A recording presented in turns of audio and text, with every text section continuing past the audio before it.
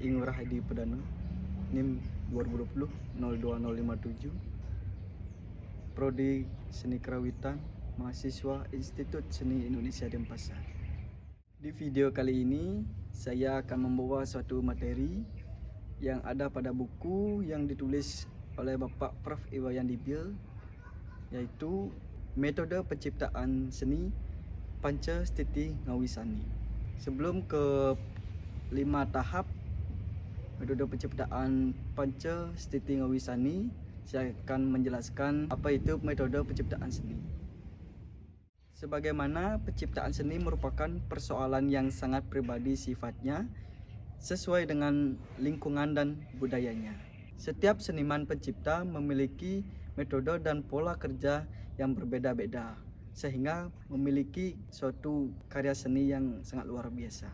Di Bali pada masa lalu banyak pencipta seni yang menggunakan pola kerja yang praktis, yaitu menuangkan secara langsung materi ciptaannya tanpa memikirkan hal-hal yang bersifat teoritis.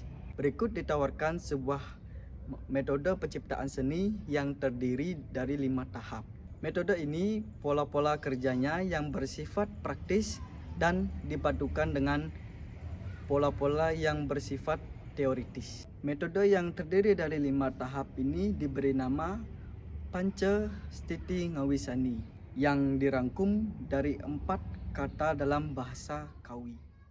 Panca artinya 5, titi dapat diartikan dengan aturan atau kondisi, ngawi dapat diartikan membuat atau mencipta, dan sani dalam bahasa Sanskerta artinya seni. Dari rangkaian keempat kata tersebut bisa diartikan dengan 5 aturan yang dilalui dalam menciptakan karya seni. Kelima tahap yang dimaksud adalah yang pertama, tahap inspirasi adalah sebuah awalan dalam penciptaan seni. Pada tahap ini, seorang pencipta seni mulai mendapatkan inspirasi berupa adanya rasa, getaran jiwa, hasrat kuat, dan keinginan yang keras untuk menciptakan sebuah karya seni.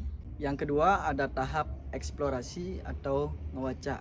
Adalah suatu tahap pencipta seni mengadakan atau melakukan penelitian atau riset dengan tujuan agar mengetahui lebih dalam atau lebih jauh tentang gagasan atau materi yang akan direncanakan dengan cara mewawancarai para ahli yang sangat berkompeten di bidang tersebut dengan melakukan atau menyaksikan rekaman-rekaman dan atau dokumen-dokumen karya seni yang dianggap relevan. Selanjutnya ada tahap konsepsi atau ngerencana.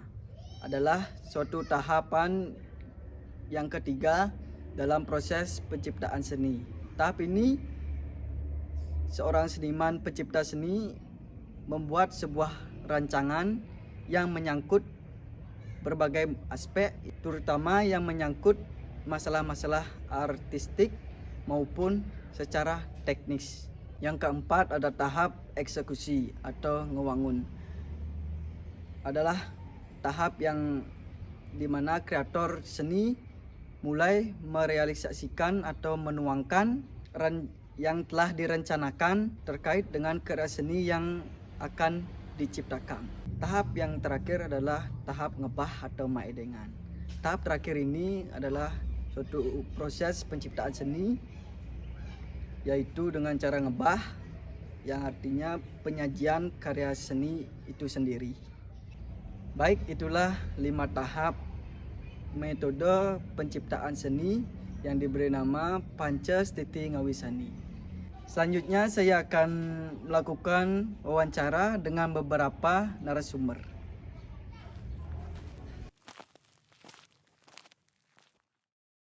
Halo, jadi perkenalkan nama saya Dewa Putu Budiarto. Saya adalah alumni isi Denpasar tahun 2015 dan sekarang bertugas di SMK Sri Tangam. Jadi asal saya dari Banjarsangyangan, Cemagi, daerah Mui, Kabupaten Badung. Nah, tentunya saya selama ini dalam berkarya di bidang seni patung. Kebetulan saya memilih jurusan seni rupa murni prodi patung. Nah, saya menerapkan di sini ada namanya Panca Titi Nawasani. Nah, dalam penerapan itu tentunya ada 5 langkah-langkah yang saya terapkan dalam berkarya. Nah, pertama saya mencari inspirasi. Nah, pada saat berkarya saya mengangkat tema, ya, muncul ide pada saat itu tentang gerak tari Bali. Nah, karya saya itu lebih dominan ke gerak tari atau pakem-pakem tari pada saat itu. Nah, di sanalah muncul pencarian atau yang disebut dengan eksplorasi. Nah, dalam pencarian untuk mematangkan imajinasi saya mencari, melihat orang menari di suatu sanggar. Di sana saya melihat bagaimana esensi gerak tersebut dilakukan. Nah, setelah saya mencari, selesai mencari ya di bidang eksplorasi, saya langsung ke bagian konsep. Nah, di sini konsep itu sangat penting, di mana imajinasi dan eksplorasi itu kita arahkan menjadi sebuah konsep yang terukur. Nah, di dalam konsep saya mengambil ya atau menarik kesimpulan dari dari hasil pencarian atau hasil eksplorasi saya, dapatlah konsep yaitu pakem gerak tari Bali. Nah, kenapa tari Bali? Nah, dalam tari Bali itu ada pakem-pakem yang tidak bisa terlepaskan, ya, baik itu di gerak tari modern atau kontemporer, pasti ada saja diselipkan gerak pakem tari Bali. Nah, di sana setelah konsep itu terjadi, maka yang selanjutnya adalah perwujudan. Nah, dalam karya saya mengambil aliran figuratif dalam berkarya, dan esensi gerak itu atau esensi pakem gerak tari Bali saya wujudkan sebagai karya seni patung. Nah, terus dalam penampilannya, nah, seperti yang saya bilang tadi, saya menampilkan aliran seni patung figuratif hanya bagian-bagian penting. Contoh misalnya di pakem tari Bali itu ada namanya ngegol. Nah, ngegol itu saya wujudkan hanya dari bagian pinggang, pantat, dan bagian paha dan betis, ya. Nah, di sana tidak mendetail ke bentuk gerak manusia, namun mendetail kepada bentuk daripada perwujudan gerak pakem tari Bali tersebut. Nah, dalam karya-karyanya kebetulan karya saya ada beberapa di studio patung, saat ini masih ada. Kebetulan saya juga menengok kemarin, berkunjung, ya, istilahnya bersilaturahmi ke sana. Ternyata karya saya masih ada. Nah, salah satunya itu berbahan batu karang, ya, bahannya dalam pengeksekusiannya atau penampilannya saya memakai bahan batu karang dan mix media lainnya. Baik, sekian dan terima kasih atas kesempatan yang diberikan kepada saya. Semoga apa yang saya sampaikan pada hari ini bermanfaat untuk rekan-rekan seniman seni se-Indonesia, khususnya Bali. Sekian dan terima kasih. Salam. Om Swastiastu. Perkenalkan, saya Ibtu Yogi Swarsana. Saya kebetulan alumni Institut Seni Indonesia Denpasar, program magister dengan jurusan penciptaan seni, khususnya musik tradisional atau kerawitan pada tahun 2016, dan saya tamat 2019.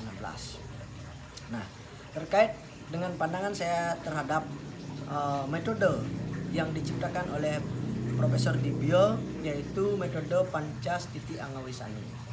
Panca itu yang saya ketahui artinya 5, stiti itu aturan, ya. Ngawi itu membuat atau memunculkan, sani itu seni. Nah, jadi ada 5 aturan yang dapat dijadikan untuk membuat suatu seni. Itu pada garis besarnya. Yang isinya pertama itu ada inspirasi. Nah, sebagai seorang pencipta, sebagai seorang komposer ataupun koreografer, inspirasi ini sangat penting. Jadi apa ide dari karya yang akan dibuat, itu yang akan mengilhami seorang komposer, koreografer untuk menjadikannya sebuah karya. Itu inspirasi. Yang kedua itu eksplorasi, di mana eksplorasi merupakan penjelajahan, pencarian yang luas, tak terbatas. Namun terkait dengan karya seni, mungkin ada beberapa faktor yang tidak bisa ditinggalkan. Jadi penjelajahan itu, pencarian itu bisa dilakukan oleh seorang komposer ataupun koreografer sesuai dengan kemampuannya dia dan berkaitan dengan inspirasi yang dia dapatkan. Yang ketiga itu ada konsepsi. Nah, di sini bagaimana seorang komposer atau koreografer mengkonsepkan karya yang akan dirancang setelah adanya eksplorasi itu. Nah, karena sebelum konsepsi, eksplorasi sudah pasti itu belum teratur. Di sini agar mengerucut dia dikonsepkan dalam sebuah bentuk dan konsep apa yang akan disajikan. Nah, selanjutnya baru proses eksekusi. Eksekusi ini proses penuangan, di mana dari eksplorasi embrio yang sudah ada itu dituangkan dan dibentuk sedemikian rupa, menjadilah dia pengeksekusian dalam pembentukan sebuah karya, ya. Jadi membentuk karya itu kembali kepada embrio yang sudah ada, di mana cocok tempat embrio 1, di mana cocok tempat embrio 2, sesuai dengan konsep yang dimiliki oleh seorang komposer dan koreografer itu. Selanjutnya yang kelima itu ada produksi. Nah, setelah bahan atau karya ini jadi, ya, setelah rampung dan setelah ada bentuk, di sanalah produksi ini akan dimunculkan dan ditampilkan. Nah, itu gambaran besar dari Panca Stiti Angawisani. Dan menurut saya memang metode ini sangat selain merangsang, juga membantu seorang komposer dan koreografer untuk menjadikan dan mewujudkan karya yang ingin dia buat. Begitu. Sekarang pada saat perjalanan saya membuat karya, beberapa karya, memang kebetulan pada umumnya itu saya sering menggunakan teori atau metode yang diungkapkan oleh Al-Mahokin, di mana metode itu ada 3, yaitu eksplorasi, inspirasi, dan poming. Nah, di sini setelah saya lihat, sebelum kita mengeksplorasi memang perlu adanya inspirasi terkait dengan pembuatan karya itu. Jadi kalau tidak ada inspirasi, apa yang akan kita jadikan topik pembicaraan dan bahasa kita ke dalam sebuah karya? Nah, itu yang selalu saya temukan pada saat menuangkan ide ke dalam suatu karya. Nah, dengan demikian dari beberapa karya yang sudah pernah saya buat, secara garis besarnya saya menggunakan metode yang diciptakan oleh Pak Prof. Iwayan Dibyo ini, yaitu Pancastiti Angowisani. Yang pertama pasti ada eksplorasi. Saya ulangi. Yang pertama itu pasti ada inspirasi. Inspirasi itu akan merangsang ide-ide yang akan muncul. Selanjutnya baru saya mengeksplorasi dan mengkonsepsi. Selanjutnya mengeksekusi dan hasilnya saya produksi dan tampilkan. Nah, terkait dengan karya yang pernah saya buat dengan menggunakan Pancastiti Angowisani ini, kebetulan memang penciptaan pada saat ujian karya magister saya yang berjudul Musikalisasi Meraja Kuning juga menggunakan metode dari Pak Prof. Iwayan Dibyo, yaitu Pancastiti Angowisani, di mana dari ide dan inspirasi saya terkait dengan prosesi ritual Mekotek yang ada di Desa Munggu. Dari sana dengan adanya beberapa alunan-alunan suara-suara dari prosesi itu, setelah ada inspirasi saya eksplorasi dengan menggunakan perpaduan antara gamelan Bali yang notabene-nya menggunakan nada pentatonik dengan alat musik barat yang menggunakan tangan nada diatonis. Nah, itu pun ada tujuannya karena dalam prosesi Mekotek itu dengan beberapa kayu itu dijadikan satu dengan ukuran yang berbeda, dengan panjang yang berbeda, dengan tinggi yang berbeda. Nah, sama seperti halnya dengan nada yang tinggi, nada yang rendah, dengan ada harmonisasi dari alat musik barat, itulah saya padukan. Yang muncul karya ini dari ide saya terhadap ritual prosesi Mekotek atau Meraja Kuning yang ada di desa. Setelah itu, setelah tereksplorasi, saya konsepkan konsep pementasan saya seperti apa. Nah, di sini saya mengkonsepkan pementasannya yang disajikan dalam satu panggung,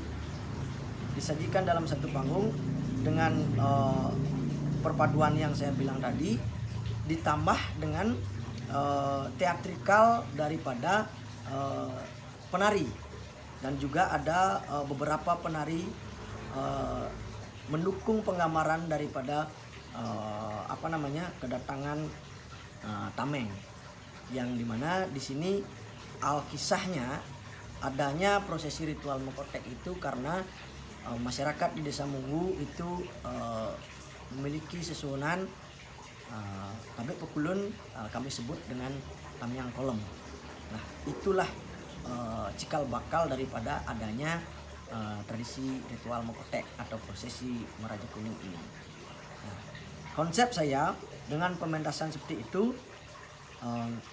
muncullah ide yang disebut dengan musikalisasi Meraja Kuning ditambah dengan teatrikal daripada penabuh dan didukung oleh beberapa penari.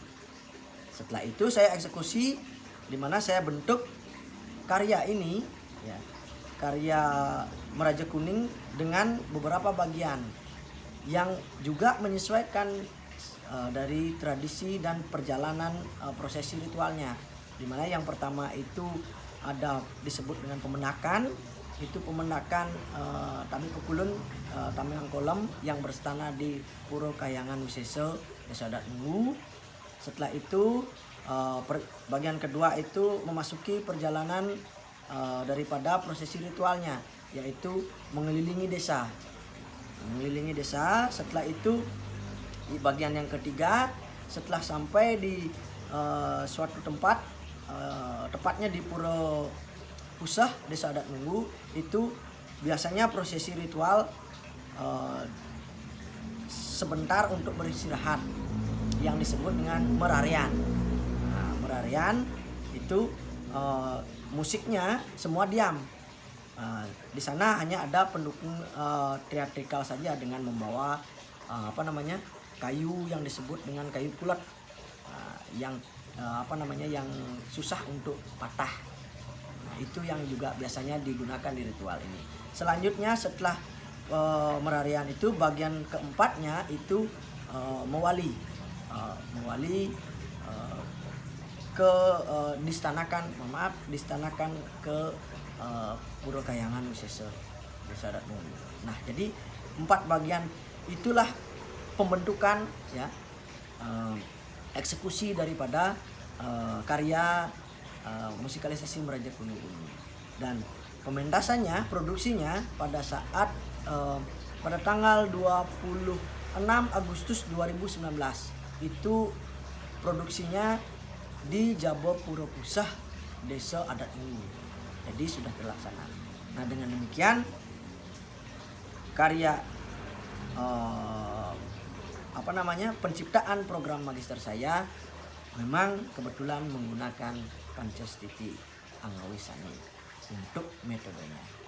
Nah, demikianlah tanggapan pandangan saya terhadap metode Pancastiti Angawisani dari Bapak Profesor Iwayan Dibio.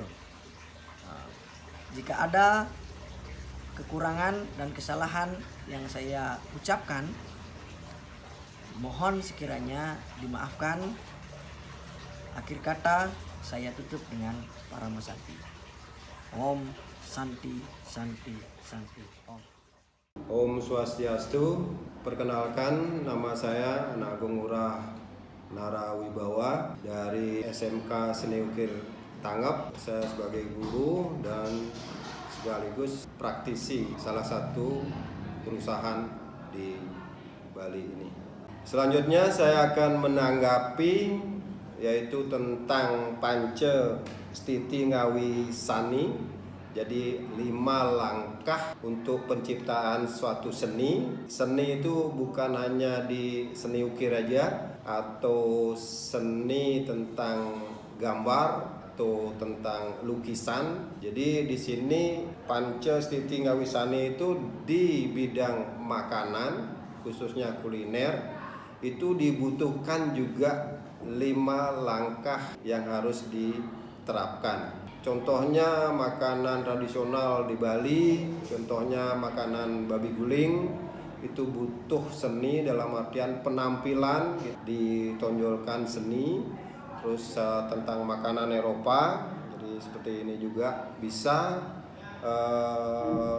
ditonjolkan seninya di sana. Ya, di sini akan melakukan langkah-langkah Pancastiti Ngawisani itu diperlukan. Baik, untuk melanjutkan 5 langkah Pancastiti Ngawisani di bidang penyusunan satu menu untuk pembuatan makanan di kuliner khususnya, yaitu pertama adalah tahap inspirasi. Jadi setiap orang, siapapun, untuk pembuatan satu menu itu kita harus punya inspirasi yang pertama. Kalau tanpa inspirasi, kita tidak akan pernah menciptakan suatu menu makanan yang baik. Yang kedua itu tahap eksplorasi. Itu adalah setelah lama kita menerima masukan-masukan dari senior kita, pelingsir kita yang dahulu. Jadi semua kita riset. Setelah kita terima, tampung, otomatis kita akan membuat sesuatu yang lebih daripada senior-senior kita di bidang menu atau makanan itu sendiri. Jadi itu baik dia di makanan tradisional, jadi babi guling contohnya, atau makanan Eropa. Jadi itu memang butuh-butuh kita terima masukan yang senior kita dan kita kembangkan, dan kita butuh seni untuk mengembangkan penampilan makanan itu sendiri.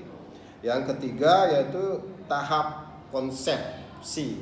Jadi tahap ketiga ini setiap orang memang harus memiliki konsep. Konsepnya apa di bidang menu ini, di bidang makanan.